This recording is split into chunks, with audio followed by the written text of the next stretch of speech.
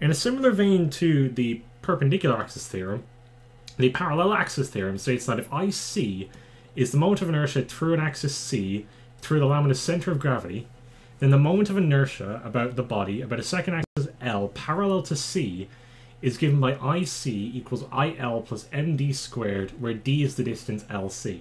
Now that is a very complicated definition, I'll admit, but the diagram showing the proof on the next slide should hopefully simplify things a lot easier.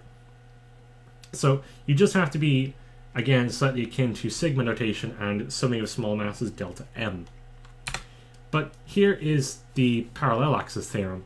So essentially this C2 is our new axis.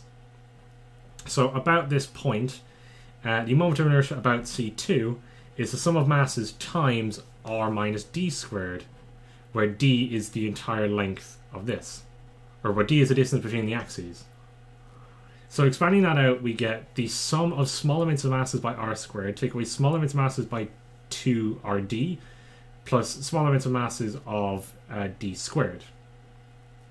Now, we can bring the d squared out, because it doesn't entirely matter, and bring this d out.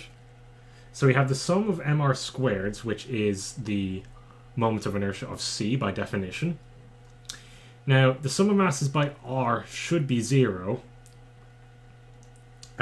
So therefore, this sum of forces here is 0. And then next is d squared by the sum of masses m.